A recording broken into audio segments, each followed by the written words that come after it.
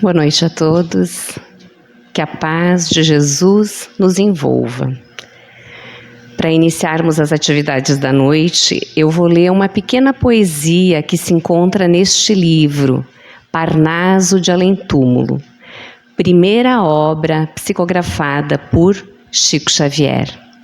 O interessante dessa mensagem que eu vou ler, desse poema, é que ele foi escrito por Albérico Lobo. E ele foi ditado em homenagem a um amigo que ficara na terra, Manuel Quintão. Diz Albérico Lobo: do meu porto, viajor vacilante e extenuado, depois de atravessar a sombra imensa, encontrei o país abençoado, onde vive a celeste recompensa. Adeus mágoas da noite estranha e densa, das angústias e sonhos do passado. Não conservo senão o amor e a crença ante o novo caminho ilimitado. É doce descansar após a lida, banhar o coração na luz da vida, rememorando as dores que passaram. E dos quadros risonhos do meu porto, rogo a Jesus conceda reconforto aos corações amados que ficaram. Então, com esta mensagem que demonstra que a morte não é capaz de dissolver os laços da afetividade e que a saudade que bate à nossa porta ante as figuras daqueles que nos antecederam ao retorno à grande pátria também é sentida do lado de lá na mesma intensidade.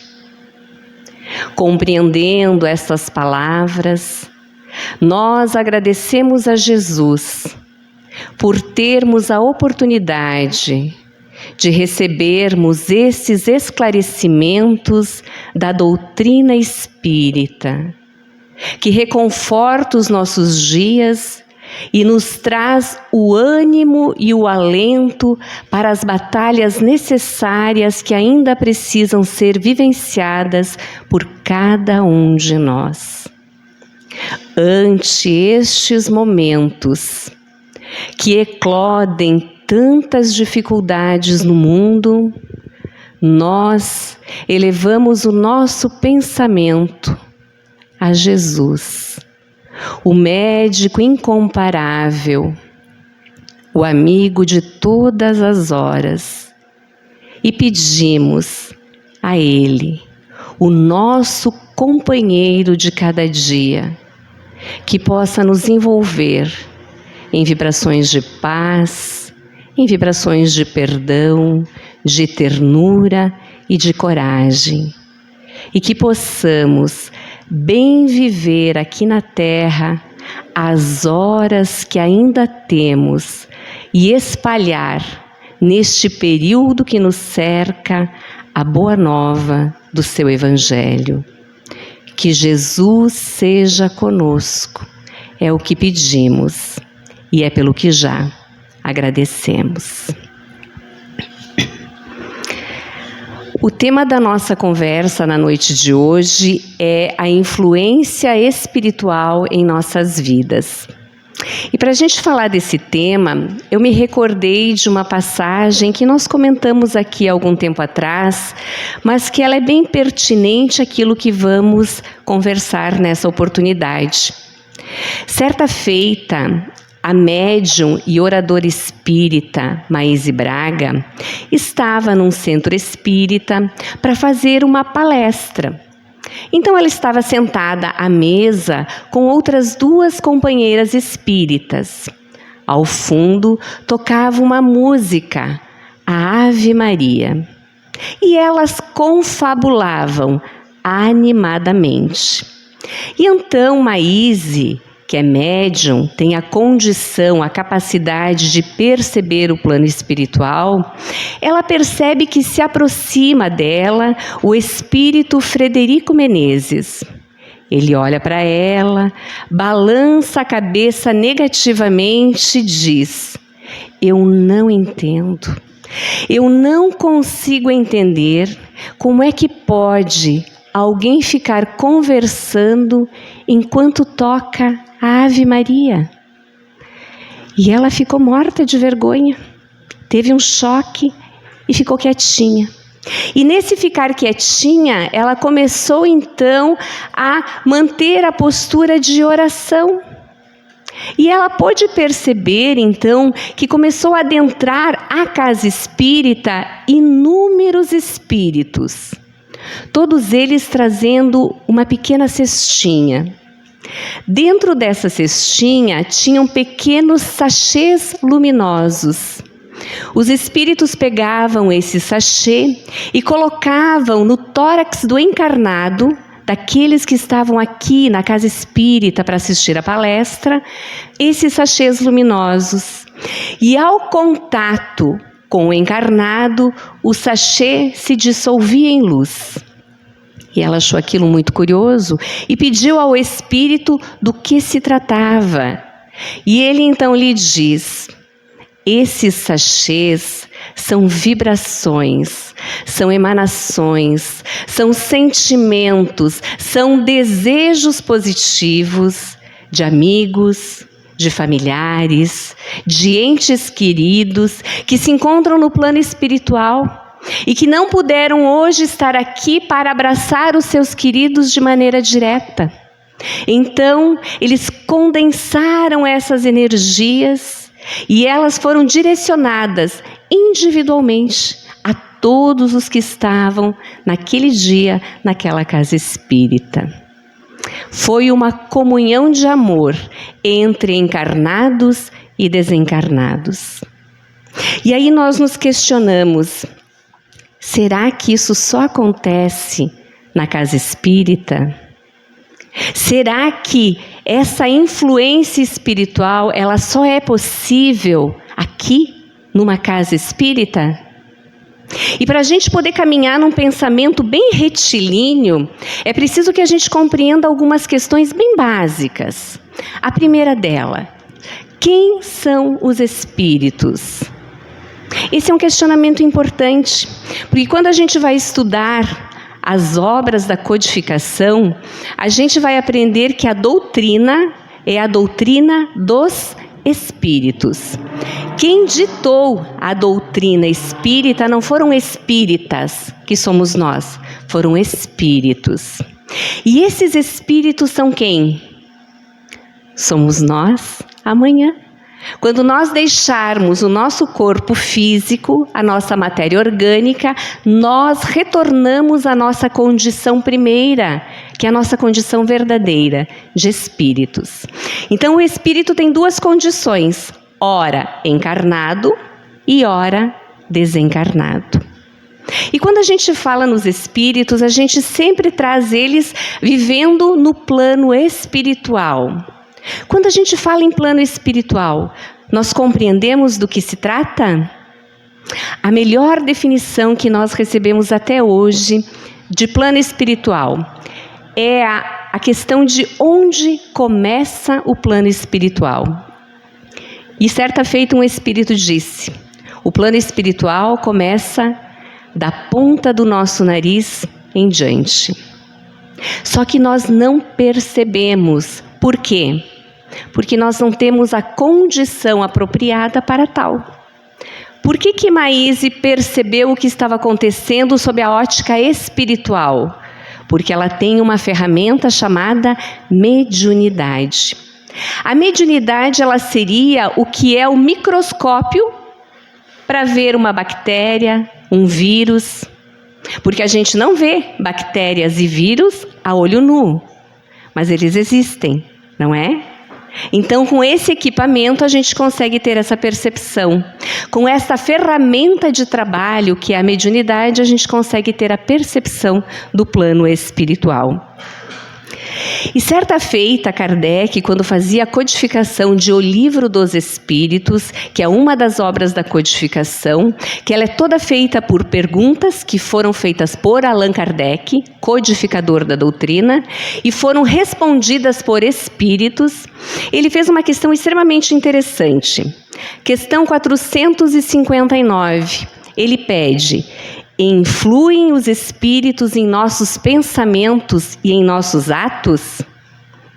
Vejam bem, os espíritos, eles influenciam naquilo que a gente pensa, naquilo que a gente faz? Vejam a resposta dos espíritos. Muito mais do que imaginais, influem a tal ponto que de ordinário são eles que vos dirigem. Resposta dos espíritos. Muito mais do que a gente imagina. A gente imaginava que eles nos influenciavam? Se a gente já vem na casa há algum tempo, a gente tem essa noção. Agora, eles dizem algo muito importante aqui, nessa resposta.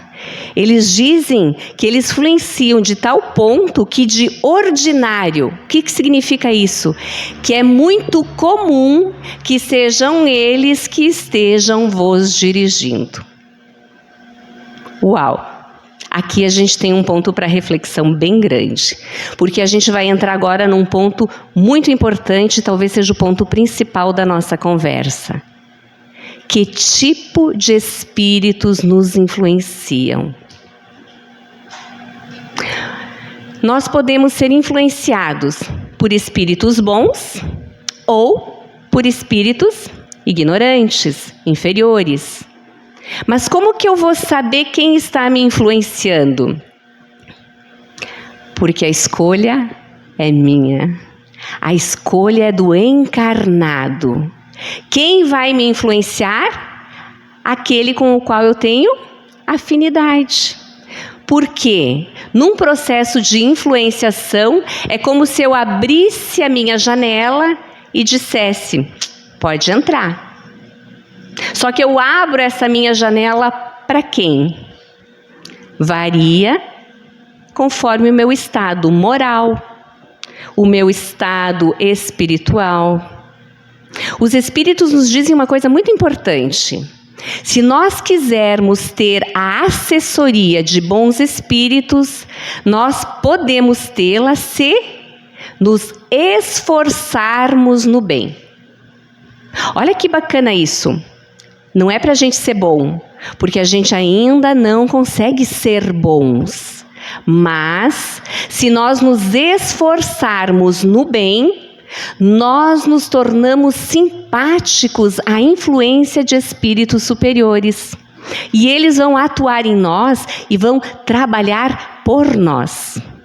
Ao passo que, se eu alimentar as minhas mazelas morais, meus vícios morais, raiva, ira, desespero, angústia, depressão, violência íntima, enfim. Se eu alimentar meus vícios materiais, drogadição, álcool, fumo, tudo isso vai dando margem para que eu fique mais próxima de que tipo de espíritos? Inferiores. Então a gente vai vendo que a responsabilidade, ela é basicamente nossa, pelas escolhas que a gente faz no dia a dia. Mas, se nós nos esforçarmos no bem, nós podemos ter sempre, ou na maior parte do tempo, a assessoria de espíritos superiores. Para nós compreendermos de uma maneira mais didática como se dá a influência, eu trouxe esse livro aqui, Transtornos Psiquiátricos e Obsessivos. Essa é uma obra gigante. Ela foi ditada pelo espírito Manuel Filomeno de Miranda. E é importante a gente entender dentro de que contexto ela veio a lume pelas mãos de Divaldo Franco.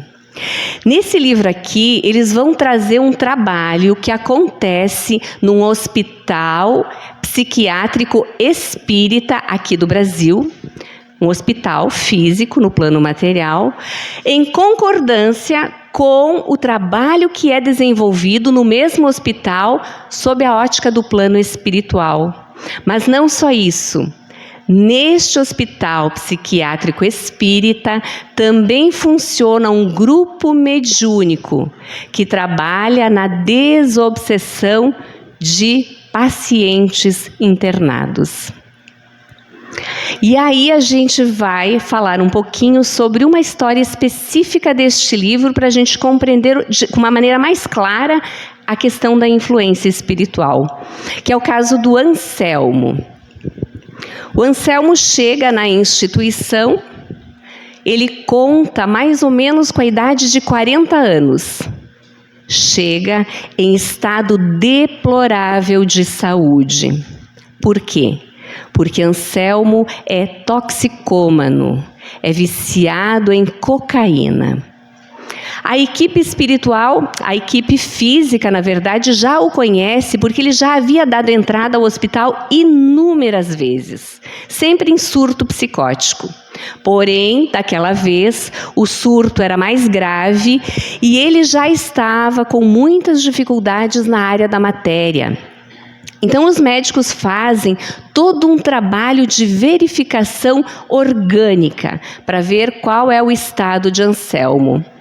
E eles percebem que, infelizmente, Anselmo irá desencarnar em poucas horas. O corpo material estava um farrapo, em virtude do mau uso das possibilidades que ele teve na vida.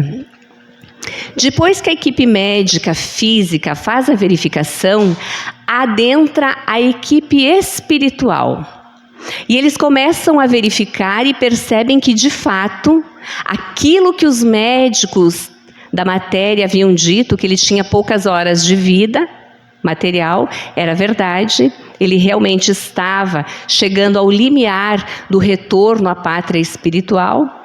Porém, eles fazem um procedimento um pouco diferente, porque eles percebem que junto de Anselmo havia uma pequena multidão de espíritos obsessores. Riam, debochavam, gritavam e consumiam as parcas energias que ele ainda tinha. E então os médicos espirituais começaram a auscultar a alma de Anselmo. Procederam a passes e então começou a aparecer como se fosse uma tela a vida pretérita de Anselmo. E ali se desenhou o que tinha acontecido, o que ligava Anselmo àquelas almas que hoje o afligiam na forma de obsessão. Então, Anselmo, ele veio de terras europeias muito cedo, muito jovem com a sua família, tentar a vida aqui no Brasil. Os pais trabalharam muito e eles conseguiram, a muito custo e muito esforço, prosperar financeiramente. Quando ele já estava um pouquinho mais velho, então ele começou a fazer essa parte dos negócios e trouxe outros compatriotas aqui para o Brasil. Porém, ele não era justo, ele era um homem mau. E todos aqueles compatriotas que ele trazia, ele fazia deles verdadeiros escravos. Eles vinham com uma promessa de fazer a vida aqui no Brasil, poder crescer e, na verdade, chegavam aqui e eram subjugados. Ele tinha graves problemáticas na ordem da sexualidade e muitas jovens ele corrompeu. E quando elas não mais serviam ao seu bel prazer, ele então as vendia para o comércio da carne nas cidades grandes. A mãezinha, ela fazia de tudo para que ele mudasse a forma de ação. E muitas almas que ali viviam, muitas pessoas, ela conseguiu tirar daquelas situações, mandando-as para outros locais. Porém, ela desencarnou e ele seguiu a vida dessa maneira completamente obtusa ao bem. Porém, Anselmo desencarna. Quem é que aguarda Anselmo? nas portas da espiritualidade as vítimas que ele fizera. Muitos não conseguiram perdoar as ações de Anselmo e com muita raiva, com muito ódio, aguardavam-no para que ali ele começasse a pagar pelos erros que ele havia cometido. E então ele é levado para regiões de profunda dor na espiritualidade e lá ele é seviciado, ele sofre por mais de 20 anos.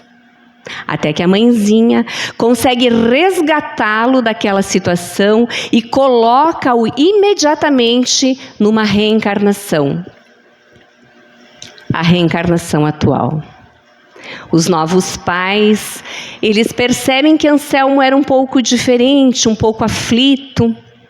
E Anselmo, ainda criança, ele já começou a ser obsidiado de novo por aquelas entidades.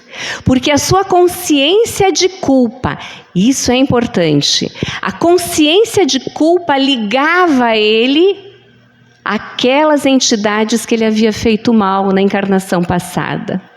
Então elas facilmente localizaram Anselmo em novo corpo e começaram a prejudicá-lo. Na primeira infância, ele não dormia, ele só gritava, ele chorava. Por quê? Porque as entidades ficavam lembrando tudo que ele havia feito e tudo que elas haviam feito com ele nos planos inferiores. Na adolescência, ele começou a fazer uso de álcool e, em seguida, o uso de drogas. Quando eles terminaram de fazer essa verificação, de perceber essa matriz geradora a essa obsessão que estava acontecendo, os espíritos percebem que adentra a sala uma senhora, um espírito de mulher. Ela se aproxima de Anselmo e diz: "Ah, meu filho, meu amado filho, há quanto tempo tenho te buscado, quanto tenho orado por ti, e você não me ouve, você não me percebe."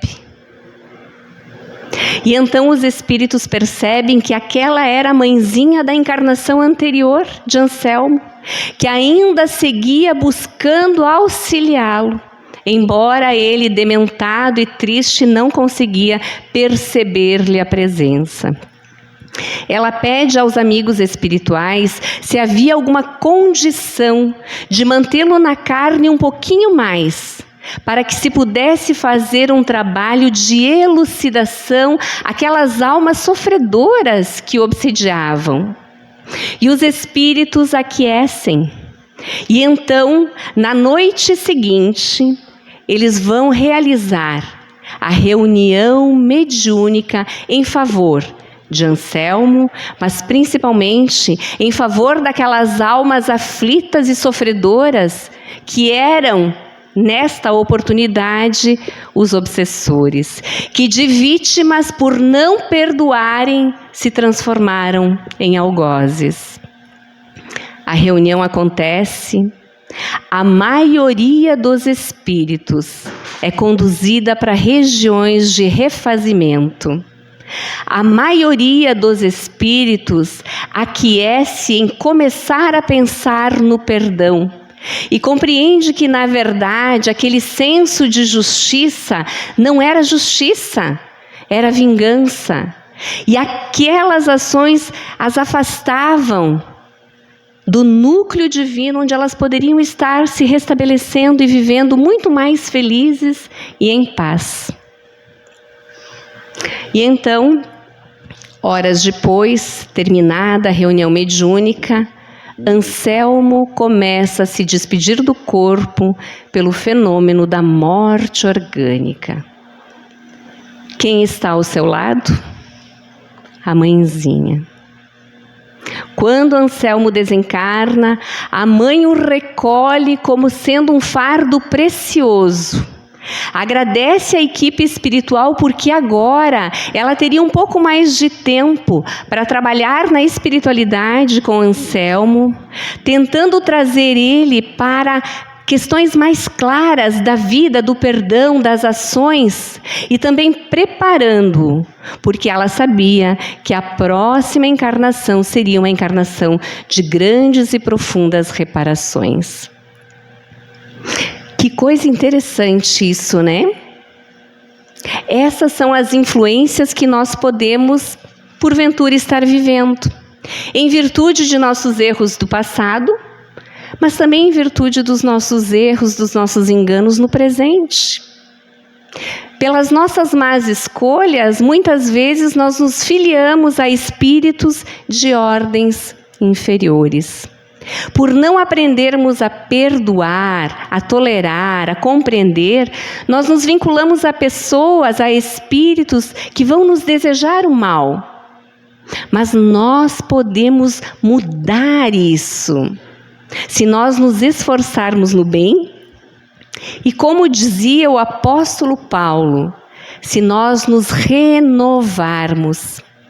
Dizia ele que toda criatura renovada em Cristo, nova criatura é. E aí a gente faz um questionamento bem íntimo. Como está o Cristo em nós? O Cristo ainda é uma figura distante nas nossas vidas? Ou ele já se traduz em algo que a gente traz para a nossa vivência do cotidiano? Quanto de Jesus habita em nós? No texto desta obra, Segue-me, que foi ditada pelo Espírito Emmanuel, em determinado momento Emmanuel vai dizer o seguinte: se procuras com a boa nova o caminho da própria felicidade, lembra-te de que é preciso estar nossa alma em Jesus para renovar-se com segurança. Aprendamos a ver com o entendimento do Senhor, a ouvir com a sublime compreensão que lhe assinalou a paisagem no mundo, a trilhar a senda humana com o sentimento que lhe marcou as atitudes e a usar as mãos no sumo bem, como as utilizou o Divino Mestre. E certamente, ainda hoje, seremos nova criatura, ajudando a terra pela qualidade de nossa vida e edificando em nós mesmos a excelsitude do céu. Aqui ele nos faz um convite para que a nossa alma pouse em Jesus, para que a gente possa conciliar entendimento, compreensão, sentimento e ação com bases no Evangelho da Boa Nova, porque assim nós seremos novas criaturas e aí nós estaremos edificando o mundo que a gente vive. O mundo não está de cabeça para baixo? Tá, nosso interior também. Nós também estamos de cabeça para baixo, porque falta Jesus em nós. O Natal está chegando, semana que vem. Pensemos um pouquinho mais no Cristo. A boa nova dele para nós é uma verdade? Ou é só um poema bonito que a gente ouve, acha lindo, até se emociona, mas não se traduz em uma vivência real? Quanto de Jesus há em nós? Jesus está próximo de nós? Ele está, mas a gente sente a presença dele? Quanto de Jesus está em nós? Para nós encerrarmos a nossa reflexão, nós trouxemos uma tríade, para que quando nós percebermos que estamos sobre alguma influência que não seja uma influência espiritual positiva, nós nos recordemos dessa tríade e hajamos para que a gente possa reverter o processo de uma influência negativa. Eu gosto de poesia e então eu trago essa tríade em forma de poesia. Perdoa, trabalha e ama. Ferramentas para que a obsessão não se instale em nós. Poesia de João de Deus. Meu filho, Achaste na estrada angústia, miséria e lama? Esquece o espinho e a pedrada, na doce paz de quem ama. A jornada transformou-se em verdadeira batalha? Conserva a terna alegria de quem espera e trabalha. Teus amados esqueceram a vida singela e boa? Guarda a atitude amorosa do coração que perdoa. Se buscas a luz divina, a que o Mestre nos conclama, a todo instante do dia, perdoa, trabalha e ama. Vamos orar.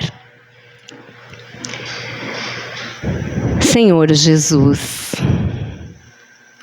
nós que aqui nos encontramos nesta noite feliz, ouvindo as reflexões tão necessárias ao nosso crescimento, ao nosso soerguimento moral, nós agradecemos a Ti, que é a grande fonte de vida das nossas vidas.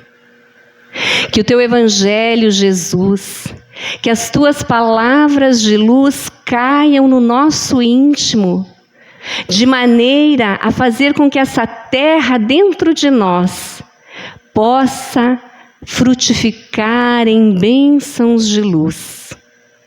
Que possamos, Jesus, ser a Tua paz pelos caminhos do mundo.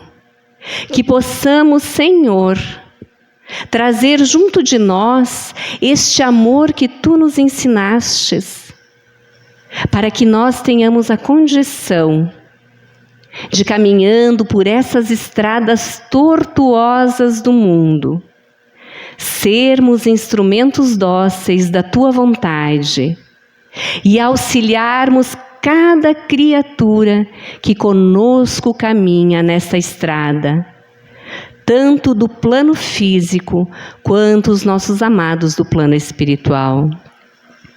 Que possamos, Senhor, juntar forças com as mãos amigas do plano invisível e que eles possam atuar em nós, mostrando as nossas fragilidades, para que nós, tendo a condição de percebê-las, possamos derramar luz sobre elas, para que as virtudes aí sim floresçam.